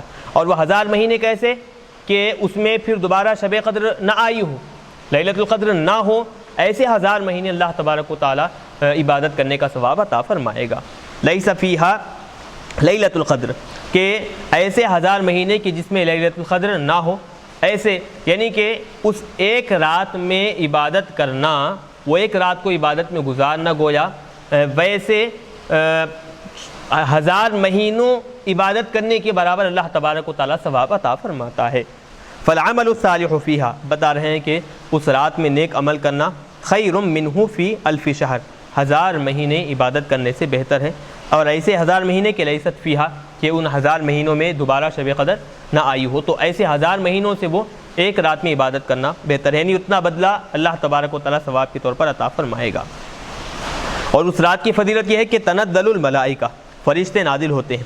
تو اب تنزلو، ایک تو یہ تنزلو تھا، 2 تاؤں میں سے ایک تا کو حذف کیا گیا، بحذف احدی التائین من الاصل، اصل سے 2 میں سے ایک تا کو حذف کر کر تنزلو سے تنزلو پڑھا گیا ہے۔ تو تنزل الملائکہ، تو فرشتے اترتے ہیں، والروح، اور خاص طور پر روح الامین حضرت جبرائیل امین علیہ الصلوۃ والسلام، ای جبرائیل فیہا، اس رات میں اترتے ہیں، باذن ربہم، اپنے رب کے حکم سے۔ فرشتے بھی نازل ہوتے ہیں اور خاص طور پر حضرت جبرائیل، تو اس کو یوں سمجھیں کہ حضرت جبرائیل فرشتوں کی جماعت کو لے کر حکم خداوندی، بحکم خداوندی وہ اترتے ہیں، باذن ربہم، بامرہ، اس کے حکم سے، من کل امر، ہر حکم کو لے کر، ہر فیصلے کے، من کل امر۔ اچھا اب یہاں پر دیکھیں کہ من جو ہے سببیت کے معنی پر دلالت کرنے والا ہے، تو جو قضا، جو فیصلہ اللہ تبارک و تعالیٰ نے کیا ہے بندے کے حق میں، جو اللہ تبارک و تعالیٰ نے فیصلہ کیا ہے آنے والے سال میں، تو مطلب یہ کہ یوں سمجھیں کہ یہ شب قدر سے لے کر آنے والی شب قدر والی جو رات ہے، اس رات کے درمیان تک اس انسان کے ساتھ کیا ہونے والا ہے، اللہ نے کیا فیصلے کیا ہے، وہ فیصلے چونکہ اللہ تبارک و تعالیٰ نے فرشتوں کے حوالے کیا ہے، تو وہ فرشتے ان فیصلوں کو لے کر اترتے ہیں، تو وہ فیصلے کرنے کی وجہ سے وہ فرشتے اس رات میں وہ ان فیصلوں کو لے کر اترتے ہیں۔ تو یہ بات سمجھ میں آئی، باذن ربہم بامرہ من کل امر، تو ای قضاہ اللہ فیہا، اس رات میں جو اللہ تبارک و تعالیٰ نے فیصلے کیے ہیں، جو احکامات اتارے ہیں بندوں کے لیے، جو حکم اللہ تبارک و تعالیٰ نے عطا کیا ہے، وہ حکم، وہ فیصلے لے کر فرشتے اترتے ہیں۔ کب سے کب تک؟ لتلک السنۃ، اس سال سے لے کر، الی قابل، آنے والے سال تک، جو فیصلے اللہ تبارک و تعالیٰ نے انسان کے لیے کیے ہیں، وہ سارے کے سارے فیصلوں کو لے کر فرشتے اترتے ہیں۔ ومن سببیت، اور من جو ہے یہاں پر من کل امر میں جو من ہے وہ سببیت ہے، سببیت کے لیے لایا گیا ہے، بمعنی البا، با کے معنی میں، با سببیت جو ہے اس کے معنی میں یہاں پر ہے۔ تو ہر فیصلہ کرنے کی وجہ سے، جو اللہ نے فیصلہ کیا ہے اس فیصلے کی وجہ سے فرشتے کیا ہے، ان فیصلوں کو لے کر زمین پر اترتے ہیں۔ سلام ہی، وہ رات کیا ہے دراصل سلامتی والی، اس رات میں سلامتی ہی سلامتی نازل ہوا کرتی، سلام ہی۔ تو بتا رہے ہیں یہ کہ سلام خبر مقدم ہے، ہیا مبتدا مؤخر ہے، تو خبر مقدم مبتدا مؤخر، تقدیم و تاخیر کیوں کی گئی ہے؟ حصر کو بتانے کے لیے کہ اس رات میں اس ساری کی ساری رات میں سلامتی ہی اترتی ہے، یعنی اللہ تبارک و تعالیٰ کی طرف سے پوری رات سلامتی ہی سلامتی اترتی رہتی ہے۔ کب تک؟ حتی مطلع الفجر، طلوع فجر تک یہ معاملہ ہوا کرتا ہے۔ مطلع، مطلع، 2 طرح اس کو پڑھا گیا ہے، لام کے زبر بفتح اللام و کسرہا، لام کے کسرے کے ساتھ، الی وقت طلوع، یعنی طلوع فجر تک یہی معاملہ ہوتا ہے کہ سلامتی، فرشتے آتے جاتے ہیں، سلامتی نازل کرتے چلے جاتے ہیں۔ اب بتا رہے ہیں کہ اس رات کو سلام کیوں کہا گیا، بتا رہے ہیں جعلت سلامن، اس رات کو سلامتی والی رات کہی گئی ہے، کیوں؟ لکثرت السلام فیہا من الملائکۃ، فرشتوں کی طرف سے اس رات میں بہت سارے فرشتوں کی طرف سے کیا ہے، ہر ایک پر سلامتی اتاری جاتی ہے، یعنی مطلب لا تمر بمؤمن ولا مؤمنۃ الا سلمت علیہ، مطلب یہ کہ اس رات میں فرشتے جس ایمان والے آدمی کے پاس سے گزرتے ہیں، چاہے ایمان والا مرد ہو چاہے ایمان والی عورت ہو، جس کے پاس سے بھی گزرتے ہیں تو اس ایمان والے مرد اور عورت کو فرشتے سلام کرتے ہیں، یعنی اللہ کی طرف سے اس پر سلامتی نازل کرتے ہیں۔ اور ایک روایت میں تو بتایا گیا ہے کہ فرشتے مصافحہ بھی کرتے ہیں۔ تو اب یہاں پر دیکھیں اتنی فضیلت والی رات ہے کہ وہ ساری کی ساری رات میں سلامتی ہی سلامتی اترتی ہے، تو اس لیے اللہ تبارک و تعالیٰ نے اس کو کیا ہے، سلامتی والی رات ہی کہہ کر یہاں پر اس کا تذکرہ کیا ہے۔ تو بہرحال یہ سورہ قدر ہے، اور اس میں پوری تفصیل سے قرآن پاک کے نازل ہونے کے بارے میں اور پھر لیلۃ القدر کے بارے میں تفصیل سے اس میں تذکرہ کیا گیا ہے۔ ایک بات یہاں پر یاد رکھیں کہ اس میں جو لیلۃ القدر خیر من الف شہر جو بتایا گیا، اس کے شان نزول کے بارے میں ایک مختصر سا واقعہ بیان کیا جاتا ہے۔ ایک مرتبہ آقا علیہ الصلوۃ والسلام بنی اسرائیل کے ایک آدمی کا تذکرہ کیا۔ کیسا آدمی تھا؟ وہ آدمی ایسا تھا کہ 1000 مہینے رات میں جاگ جاگ کر عبادت کرتا اور دن میں اللہ کی راہ میں جہاد کرتا تھا۔ یہ ایک معاملہ، ایک واقعہ یہ بیان کیا گیا ہے۔ دوسرا واقعہ یہ بیان کیا گیا ہے کہ دن رات ہر وقت میں وہ اللہ کی راہ میں جہاد کرنے میں مصروف رہتا، اپنے ہاتھ سے کبھی ہتھیار نہیں رکھتا تھا، یعنی ہمیشہ 1000 مہینے ایسے گزارا کہ ہر وقت وہ ہتھیار سے جہاد کرنے میں مصروف رہا۔ اور ایک واقعے میں بتایا گیا ہے کہ راتوں میں عبادت کرتا اور دن میں سارا کا سارا وقت جہاد میں مصروف رہا کرتا تھا۔ تو اتنی بڑی فضیلت اللہ آقا علیہ الصلوۃ والسلام اس بنی اسرائیل کے آدمی کی بیان فرمائے۔ تو صحابہ پریشان ہو گئے کہ وہ آدمی ہے، وہ تو اس عمل کی وجہ سے ہم پر فوقیت لے جائے گا، پورا کا پورا وقت وہ عبادت میں گزارا ہے، اللہ کی راہ میں جہاد کرنے میں گزارا ہے، تو قریب 1000 مہینے اگر ہم شمار بھی کریں گے تو کئی سال نکل جائیں گے۔ تو کئی سال وہ ہر وقت ہر لمحہ اللہ کی عبادت میں، اللہ کی راہ میں جہاد میں گزارا ہے، تو وہ تو ہم پر فوقیت لے جائے گا، فضیلت میں ہم سے بڑھ کر درجہ حاصل کر لے گا۔ تو صحابہ اکرام علیہم رضوان حضور پاک علیہ الصلوۃ والسلام کے سامنے یہ درخواست پیش کیے، تو ان کے جواب میں اللہ تبارک و تعالیٰ نے حضور پاک علیہ الصلوۃ والسلام پر یہ آیت کریمہ نازل فرمائی کہ دیکھیں وہ آدمی اپنی پوری زندگی عبادت کیا ہے تو وہ مقام حاصل ہوا اسے، لیکن یاد رکھیں کہ ہم آپ کو اور آپ کی امتیوں کو ایک ایسی رات عطا کریں گے کہ اگر ایک رات میں وہ پوری عبادت کر وہ رات گزارتے ہیں تو وہ ایک رات میں عبادت کرنے کا بدلہ اللہ تبارک و تعالیٰ ان کو ایسا عطا کرے گا کہ وہ پوری زندگی جتنی عبادت کیا ہے اس کی پوری زندگی کا بدلہ اللہ تبارک و تعالیٰ اس ایک رات میں عبادت کرنے والے کو پورا پورا عطا فرما دے گا۔ تو یہاں پر اس وقت یہ آیت کریمہ نازل ہوئی۔ اور دوسری بات یہ کہ یہ جو قرآن پاک کے نازل ہونے کا جو معاملہ ہے، تو پارے 25 میں بھی جو تذکرہ گزرا ہے، سورہ دخان میں انا انزلناہ فی لیلۃ مبارکہ، وہاں پر بھی تذکرہ ہے قرآن پاک کے نازل ہونے کے بارے میں، یہاں پر بھی قرآن پاک کا نازل ہونا ہے۔ تو وہی بات جو پہلے بتائی گئی ہے کہ یہاں نازل ہونے سے مراد لوح محفوظ سے آسمانی دنیا پر نازل ہونا مراد ہے، اور انا انزلناہ فی لیلۃ مبارکہ میں بابرکتوں والی رات میں ہم نے اتاری ہے، تو وہاں مراد کیا ہے؟ آسمانی دنیا سے حضور پاک علیہ الصلوۃ والسلام پر وقتاً فوقتاً نازل ہونا، یہ وہ وہاں پر مراد ہے۔ تو دونوں اعتبار سے کیا ہے، دونوں کا معنی بھی سمجھ بالکل واضح ہے اور مطلب بھی واضح ہے، دونوں آیتیں ایک دوسرے سے ٹکرا بھی نہیں رہی ہیں، دونوں کا مفہوم الگ الگ ہے۔ تو وہاں پر اچھا بعض لوگوں نے یہ بھی تفسیر وضاحت کی ہے کہ یہاں یہ جو قدر والی رات ہے یہ شب قدر مراد ہے، اور وہاں پر وہ جو رات ہے لیلۃ مبارکہ کہا گیا ہے وہ شعبان المعظم کی جو 15ویں شب ہے وہ وہاں پر مراد لی گئی ہے۔ تو بہرحال دونوں میں بہت سارا فرق ہے، وہ ایک برکتوں والی رات سے مراد نصف شعبان والی جو شب برات جو جس سے کہا جاتا ہے وہ مراد ہے، اور یہاں پر شب قدر رمضان میں جو آیت ہے جو رات ہے وہ یہاں پر مراد لی گئی ہے۔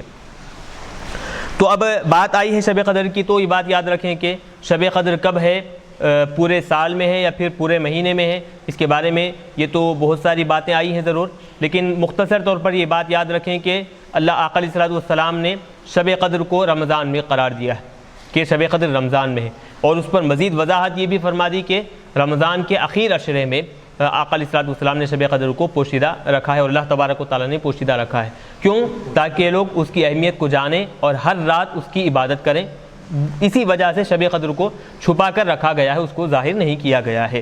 تو اس کی اہمیت اور اس کی فضیلت کو بتانے کے لیے تاکہ لوگ وہ فضیلت حاصل کرنے کے لیے پوری کی پوری راتیں عبادتوں میں مصروف ہوں، پوری کی پوری راتیں عبادتوں میں گزار دیں، اس مقصد کے تحت وہاں پر شب قدر کو چھپا کر رکھا گیا، اس کا علل اعلان اس کو ظاہر نہیں کیا گیا ہے۔ تو اس کے اندر کئی حکمتیں ہیں جو وہاں پر چھپائے رکھنے میں بتائی گئی ہے۔ تو بہرحال شب قدر رمضان میں ہے اور رمضان کے بھی اخیر عشرے میں ہے، اور خاص طور پر طاق راتوں میں اس کا تذکرہ بتایا گیا ہے احادیث مبارکہ میں جیسے تذکرہ ملتا ہے۔ تو بہرحال اب الحمدللہ ہم یہاں پر ہم کیا کیے ہیں، سورہ قدر مکمل کیے ہیں، اور اب یہاں سے ہم سورہ بینہ کا آغاز کر رہے ہیں۔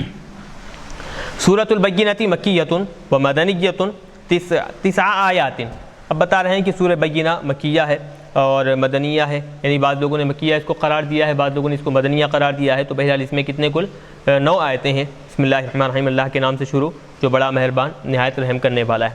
آگے بڑھنے سے پہلے یہاں پر تھوڑی سی بات ذہن نشین رکھیں کہ کافر جو ہے 2 طرح کے ہیں، ایک وہ کافر جو ابتدا سے ہی حالت کفر میں ہوں، جنہیں مشرک کہا جاتا ہے، جو کافر ہوتے ہیں ابتدا سے ہی، وہ پیدائش سے ہی، یا پھر یوں سمجھیں کہ ابتدا سے ہی ان کا شروع سے ہی وہ کفر میں ان کی زندگی گزر بسر کی ہو، بعد میں وہ کفر اختیار نہ کیے ہو، یہ ایک کافر۔ اس میں مشرکین آتے ہیں اور پھر مجوسی آتے ہیں اور ساتھ ہی ساتھ الحمدللہ کافر آتے ہیں۔ اور دیکھیں آپ بہت سارے جو ایسے لوگ جو ابتدا سے ہی کفر اختیار کیے ہیں وہ لوگ اس میں آتے ہیں۔ اور کافر کی ایک دوسری قسم کہ جو پہلے تو اہل کتاب تھے، حالت کفر میں نہیں تھے، بعد میں وہ حضور پاک علیہ الصلوۃ والسلام کا انکار کرنے اور ان کی نبوت کا انکار کرنے کی وجہ سے وہ کافر ہو گئے ہوں، کفر اختیار کیے ہوں۔ تو یہ کافر کی دوسری قسم۔ پہلی قسم وہ شروع سے ہی جو حالت کفر میں ہو، دوسری قسم شروع سے حالت کفر میں نہ ہو، بعد میں حضور پاک علیہ الصلوۃ والسلام کے زمانے میں حضور کی ذات کا اور حضور پر جو کتاب نازل ہوئی ہے اس کا انکار کرنے کی وجہ سے کیا ہوئے ہوں، وہ کفر حالت کفر میں آ گئے ہوں، کافر بن گئے ہوں۔ یہ کافر کی دوسری قسم ہے۔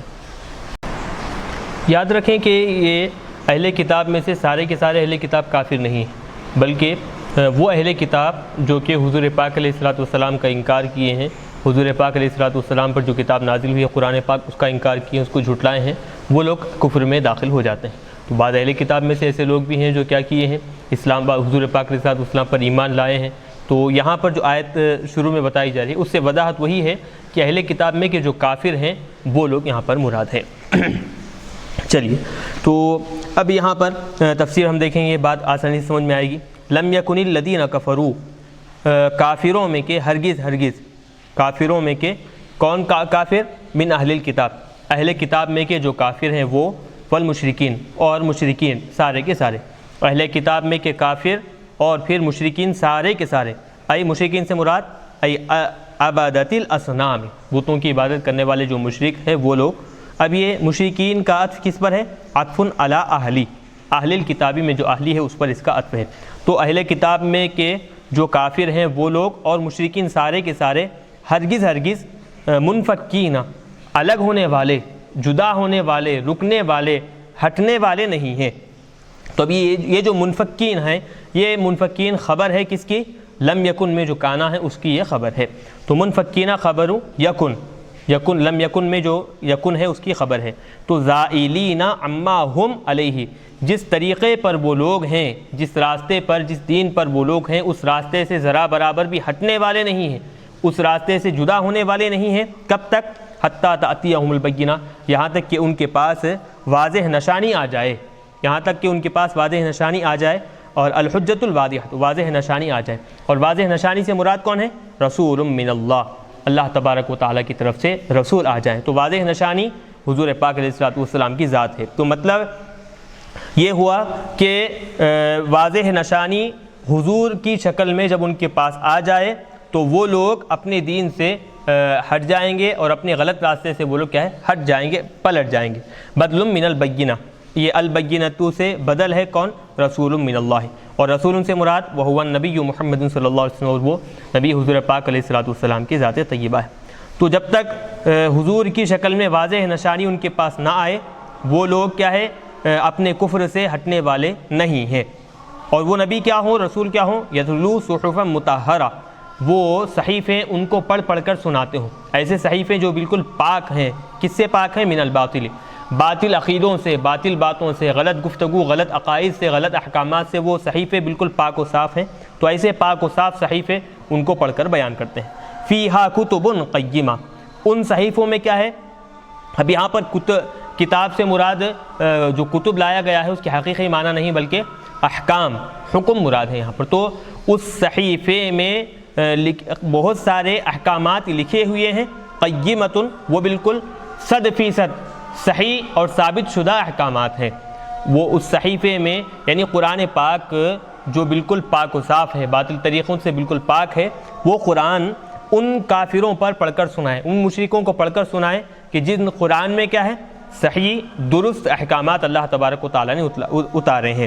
تو اب کتبن قیمہ، تو کتبن قیمہ سے کتاب یعنی کہ جس میں احکامات لکھے ہوئے ہیں، احکامات جس میں لکھے ہوئے ہیں۔ تو جب آقا علیہ الصلوۃ والسلام کافروں کو یا پھر مشرکوں کو قرآن پڑھ کر سناتے تو اس وقت قرآن لکھا ہوا بھی نہیں تھا، تو پھر مکتوب کیسے کہہ رہے ہیں، لکھے ہوئے احکام کیسے کہہ رہے ہیں؟ تو صاحب جلال اس کا جواب دے رہے ہیں کہ مضمون ذالک، وہ جو احکامات ہیں وہ احکامات اگرچہ لکھے ہوئے نہ ہوں لیکن اس کا جو مضمون ہے حضور پاک علیہ الصلوۃ والسلام کے ذہن میں ہے، حضور ان کو وہ احکامات کا مضمون کیا ہے پڑھ کر سناتے ہیں۔ یتلو مضمون ذالک وہو القرآن، اور یہاں پر صحیفے سے مراد کون سا صحیفہ ہے؟ قرآن پاک مراد ہے۔ فمنہم من آمن بہ، ان کافروں میں سے یا ان مشرکوں میں سے یا پھر ان اہل کتاب میں سے بعض وہ ہیں جو قرآن پاک پر ایمان لائے، ومنہم من کفر، اور ان میں سے بعض وہ ہیں جو کیا ہے کفر اختیار کی، یعنی قرآن پر ایمان نہیں لائے، حضور پر ایمان نہیں لائے بلکہ دونوں کا انکار کیے، جھٹلا دیے۔ اب یہاں پر دیکھیں آگے جو آنے والی آیت آ رہی ہے اس کا پہلے شان نزول دیکھیں کہ اہل کتاب، مشرکین تو پہلے سے کافر ہے ہی ہیں، اہل کتاب کا معاملہ یہ ہے کہ اہل کتاب حضور دنیا میں تشریف آنے سے پہلے حضور کی تعریفیں کیا کرتے، کیونکہ ان کی اپنی کتابوں میں بھی حضور کی آمد کا تذکرہ ہے، تو حضور کی تعریفیں کرتے، حضور کے ذریعے سے جنگوں میں فتح طلب کرتے، اللہ سے دعا کرتے کہ آنے والے جو نبی آخر الزماں ہیں ان کے وسیلے سے ہم کو مشرکین کے خلاف میں، کافروں کے خلاف میں فتح عطا فرما۔ تو حضور کی آمد سے پہلے حضور کے وسیلے سے، حضور کے ذریعے سے فتح اور نصرت وہ طلب کیا کرتے تھے، ان کے وسیلے سے کامیابیاں حاصل کیا کرتے تھے۔ لیکن جب حضور دنیا میں تشریف لائے، دنیا میں حضور کی تشریف آوری ہوئی، اس کے بعد وہ لوگ حضور پر ایمان لانے کی بجائے اب کیا کیے؟ حضور سے حسد کرتے ہوئے، حضور سے جلن اور پھر دشمنی کرتے ہوئے حضور کی ذات کا انکار کیے اور یہ کہے کہ حضور نبی نہیں ہے، حضور کے رسالت کا انکار کیے۔ تو اب یہاں پر یہ مضمون یہاں سے شروع ہو رہا ہے۔ حضور کے دنیا میں تشریف آوری سے پہلے سارے کے سارے اہل کتاب متفق تھے، لیکن جیسے حضور دنیا میں تشریف لائے تو اب سارے کے سارے لوگ کیا ہے حصوں میں بٹ گئے، جماعتوں میں بٹ گئے۔ تو بتا رہے ہیں وما تفرق الذین اوتوا الکتاب فی الایمان بہ، تو اہل کتاب فرقہ بندی میں، جماعتوں میں نہیں بٹ گئے۔ کس بارے میں جماعتوں میں نہیں بٹے؟ حضور پاک علیہ الصلوۃ والسلام پر ایمان لانے کے بارے میں اہل کتاب جماعتوں میں نہیں بٹے، مگر کب؟ الا من بعد ما جاءتهم البینہ، بعد اس کے کہ ان کے پاس واضح نشانی، یعنی حضور پاک علیہ الصلوۃ والسلام جب ان کے پاس آنے کے بعد وہ لوگ اپنے آپ کو جماعتوں میں بانٹ لیے، بعض حضور کا انکار کیے، بعض حضور کو مان لیے، حضور پر ایمان لے آئے، مطلب ہوا صلی اللہ علیہ وسلم۔ او القرآن، ہاں اب یہ بیناتن سے یہاں پر جو بینہ آیا ہے تو اب یہ بیناتن سے مراد یہ تو حضور کی ذات ہو سکتی ہے یا پھر قرآن پاک ہو سکتی ہے، یعنی حضور آنے کے بعد حضور کی ذات کا انکار کیے، ایک مطلب یہ ہوا۔ دوسرا مطلب یہ کہ قرآن آنے کے بعد قرآن پڑھ کر سمجھ کر ہونا تو یہ چاہیے تھا کہ حضور کی ذات کا اقرار کرتے، قرآن کو سچا مانتے، حضور کو سچا مانتے، لیکن قرآن کو پڑھنے کے بعد بھی وہ لوگ کیا کیے؟ قرآن کا انکار کیا اور حضور کی ذات کا انکار کیا، ان کو جھٹلائے۔ وہ یہاں پر یہ دوسرے معنی بھی مراد ہو سکتے ہیں۔ او القرآن الجائی بہ، یا پھر وہ قرآن کہ جس کو حضور پاک علیہ الصلوۃ والسلام لائے ہیں، معجزۃ لہ، دراصل اس میں کیا ہے حضور پاک علیہ الصلوۃ والسلام کے لیے ایک معجزہ ہے، وقبل مجیئہ، اور حضور پاک علیہ الصلوۃ والسلام کی دنیا میں تشریف آوری سے پہلے کانوا مجتمعین علی الایمان بہ، وہ سب کے سب متفق تھے، وہ سب اس بات پر اتفاق کرتے تھے، جمع تھے کہ حضور پر ہم ایمان لے کر آئیں گے۔ اذا جاء، جب حضور دنیا میں تشریف لائے، فحسدہ من کفر بہ منہم، تو ان میں کے جو لوگ کافر ہیں وہ لوگ کیا کیے؟ حضور پاک علیہ الصلوۃ والسلام سے حسد کیے اور پھر حضور پاک علیہ الصلوۃ والسلام کی نبوت اور رسالت کا انکار کیے اور قرآن پاک کا بھی انکار کیے، اس پر ایمان نہیں لائے۔ تو بتا رہے ہیں کہ وہ لوگ جو کفر اختیار کیے، اہل کتاب جو کافر ہوئے، کب؟ اللہ کی طرف سے دلائل آنے کے بعد وہ لوگ کافر ہوئے، کفر اختیار کر لیے۔ حالانکہ یہ قرآن کے نازل ہونے سے پہلے، حضور پاک علیہ الصلوۃ والسلام کی دنیا میں تشریف آوری سے پہلے ان کی اپنی کتابوں میں ان کو اللہ کی عبادت کرنے کا حکم دیا گیا تھا، وہ یہاں پر بتا رہے ہیں وما امروا فی کتابیہم التوراۃ والانجیل، کہ ان کو ان کی اپنی کتابوں میں یعنی تورات اور انجیل میں حکم نہیں دیا گیا تھا، مگر کس بات کا؟ صرف اور صرف اس بات کا حکم دیا گیا تھا کہ لیعبدوا اللہ، تاکہ وہ اللہ کی عبادت کریں، اللہ کی ہی عبادت کریں، ای ان یعبدوہ۔ چلیے عبدو میں بتا رہے ہیں کہ یہ ان یہاں پر پوشیدہ ہے اس بات کا، یعنی اللہ کی ہی عبادت کرنے کا ان کو حکم دیا گیا تھا۔ تو اب ان ہے، دراصل یہاں پر ان کو حذف کر کر ان کی بجائے کیا ہے؟ لام کا اضافہ کیا گیا ہے۔ فحذفت ان وزیدت اللام، لیعبدوا میں لام کا اضافہ کیا گیا ہے ان کو حذف کر کر۔ تو اللہ کی ہی عبادت کریں، مخلصین لہ الدین، دین کو اسی کے ساتھ خالص کرتے ہوئے، دین اسی کا ہے، سچا دین اسی کا ہے، اس کے علاوہ کوئی اور دین سچا نہیں ہو سکتا، اللہ کے لیے ہی عبادت کی جا سکتی ہے، اللہ کے علاوہ کسی اور کی عبادت نہیں کی جا سکتی، یہ اعتقاد رکھتے ہوئے عبادت کرنے کا حکم تورات میں بھی ان کو دیا گیا تھا اور انجیل میں بھی اہل کتاب کو دیا گیا تھا۔ اور کیسے؟ حنفاء، کیسے بن کر؟ مستقیمین علی دین ابراہیم و دین محمد صلی اللہ علیہ وسلم اذا جاء فکیف کفروا بہ، کہ دین ابراہیم یعنی دین حنیف جسے کہا جاتا ہے، دین حنیف پر یعنی حضرت ابراہیم علیہ السلام کی دین پر، حضور پاک علیہ السلام کی ملت اور دین پر پورے ثابت قدم رہنے کا ان کو حکم دیا گیا تھا۔ لیکن جب حضور پاک علیہ السلام آئے، فکیف کفروا بہ، تو پہلے سے ہی جس بات کا ان کو حکم دیا گیا تھا، ان کی اپنی کتابوں میں یہ بات بتائی گئی تھی کہ حضور پر ایمان لائیں، حضور کے دین کو مانیں، اس پر ثابت قدم رہیں، پہلے ہی جب ان کو حکم دیا گیا تھا، تو پھر اس کے بعد جب حضور آئے تو پھر وہ لوگ کیسے انکار کر سکتے ہیں حضور کی ذات کا، اور پھر حضور پر نازل ہونے والی کتاب کا وہ لوگ کیسے انکار کر سکتے ہیں؟ فکیف کفروا بہ۔ اور پھر اس میں حکم بھی یہ دیا گیا تھا وَيُقِيمُونَ الصَّلَاةَ، اہل کتاب کو پہلے سے حکم دیا گیا تھا کہ نماز کو قائم کریں، وَيُؤْتُوا الزَّكَاةَ، زکوٰۃ ادا کریں، وَذَلِكَ دِينُ الْقَيِّمَةِ، یہی ثابت قدم رہنے والا سچا اور پکا دین ہے، پہلے سے یہ بات بتا دی گئی تھی۔ ہاں اب یہاں پر ایک بات یہ بتا رہے ہیں کہ دین الملۃ القیمہ، القیمتی یہ جو بتا رہے ہیں یہ موصوف محذوف کی صفت ہے۔ موصوف محذوف کیا ہے؟ الملتی القیمتی، تو الملتی موصوف محذوف ہے اور القیمتی یہ اس کی صفت ہے۔ تو یہی دین کہ جو اوپر جو احکامات بتائے گئے ہیں وہی احکامات سچے ہیں، اور وہی سچے احکامات والا جو دین ہے وہی دین سچا ہے، اس کے علاوہ اور کوئی دین سچا نہیں ہو سکتا۔ یہ بات پہلے سے ہی اہل کتاب کو بتائی گئی تھی، لیکن یہ سب چیزیں جانتے بوجھتے، ان ساری چیزوں سے واقفیت رکھتے ہوئے جیسے ہی حضور آئے تو حضور پاک علیہ السلام کا انکار کیے، حضور پاک علیہ السلام کو وہ جھٹلا دیے، آپ کی نبوت رسالت کا انکار کیے۔ یاد رکھیں کہ انکار کی کوئی اور وجہ نہیں تھی۔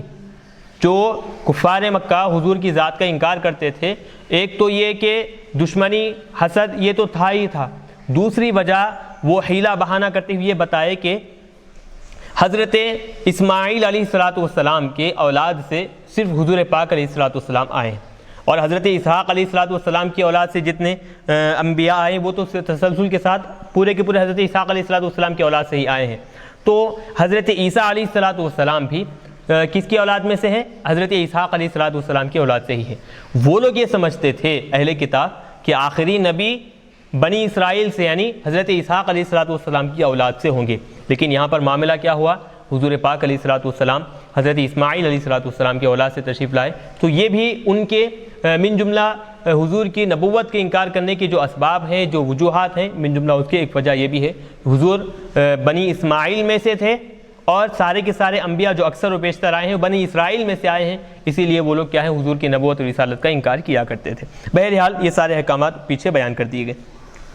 بتا رہے ہیں ان الذین کفروا من اہل الکتاب، اب نتیجتاً فیصلہ کن بات یہاں پر بتائی جا رہی ہے کہ جو لوگ اہل کتاب میں کے اور مشرکین میں کے جو لوگ کافر ہیں، اہل کتاب میں سے جو کافر ہیں اور سارے کے سارے مشرکین، وہ سب کا سب انجام کیا ہوگا؟ فی نار جہنم، وہ جہنم کی آگ میں جلیں گے، خالدین فیہا، وہ آگ میں ہمیشہ ہمیشہ رہیں گے۔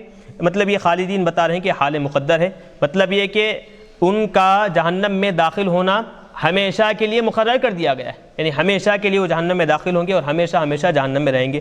مقدراً خلودہم فیہا، اللہ تبارک و تعالیٰ کی طرف سے یہ فیصلہ کر دیا گیا ہے کہ اہل کتاب میں کے جو کافر ہیں اور مشرکین جو ہیں وہ سب کے سب کیا ہے؟ جہنم میں داخل ہوں گے اور ہمیشہ ہمیشہ جہنم کی آگ میں رہیں گے۔ اولئک ھم شر البریہ، وہی کافر اور وہی مشرک مخلوقوں میں سب سے بری مخلوق ہے، البریہ۔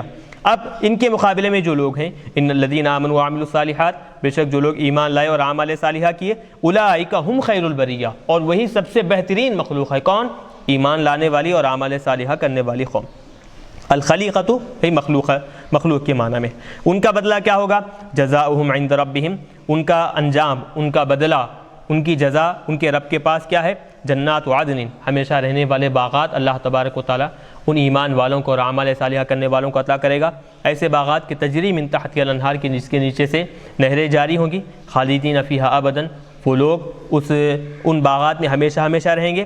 رضی اللہ عنہم بطاعتہ، اللہ تبارک و تعالیٰ ان سے راضی ہو جائے گا ان کی اطاعت اللہ کی اطاعت و فرما برداری کرنے کی وجہ سے، کیونکہ وہ لوگ اللہ کی اطاعت کیے ہیں تو اطاعت کی وجہ سے اللہ تعالیٰ ان سے راضی ہوگا۔ وَرَضُوا عَنْهُ، اور وہ لوگ بھی اللہ سے راضی ہوں گے کس وجہ سے؟ بثوابہ، اللہ نے جو ثواب عطا کیا ہے وہ ثواب کی وجہ سے وہ اللہ سے راضی ہو جائیں گے۔ ذالک لمن خشی ربہ، یہ ہر اس آدمی کے لیے ہے یہ بدلہ جو اللہ تبارک و تعالیٰ سے ڈرتا ہے، خشیت الہی رکھ کر زندگی گزارتا ہے، اس کے لیے یہ بدلہ اللہ تبارک و تعالیٰ عطا فرمائے گا۔ خاف عقابہ، اللہ سے ڈرنا مطلب اللہ کی سزا سے ڈرنا۔ فانتہا، تو اللہ کی سزا سے جو آدمی ڈرے گا، اللہ کی پکڑ سے جو آدمی ڈرے گا، لازمی طور پر وہ گناہوں سے بچتا رہے گا۔ فانتہا عن معصیتہ تعالیٰ، اللہ تبارک و تعالیٰ کی نافرمانی کرنے سے وہ باز آ جائے گا، رک جائے گا۔ تو یہاں پر بتا رہے ہیں کہ جو آدمی اللہ سے ڈرے، اللہ کی سزا اور عذاب سے ڈرے اور اللہ کی نافرمانی سے بچے، اپنے آپ کو روکے رکھے، تو اس کے لیے اللہ تبارک و تعالیٰ ایسا بدلہ عطا فرمائے گا جیسے کہ ابھی پیچھے اس کا تذکرہ گزر چکا ہے۔ الحمدللہ یہاں پر ہم نے سورہ بینہ مکمل طور پر ریکارڈ کر دی ہے۔ انشاءاللہ آئندہ درس میں ہم سورہ زلزلت کا ہم کیا ہے آغاز کریں گے۔ آخر میں اللہ تبارک و تعالیٰ سے دعا ہے کہنے سننے سے زیادہ عمل کرنے کی توفیق عطا فرمائے، اور اس کی ریکارڈنگ میں جو بھی لفظ خطا ہوئی اس کو درگزر فرما، اور پھر اس کی ریکارڈنگ میں جتنے بھی لوگ جس اعتبار سے بھی تعاون کیے ہیں ان سب کو اللہ تبارک و تعالیٰ دنیا اور آخرت میں کامیابی و کامرانی عطا فرمائے۔ وصلی اللہ تعالیٰ وسلم علی خیر خلقہ محمد وآلہ واصحابہ اجمعین برحمتک یا ارحم الراحمین والحمد للہ رب العالمین۔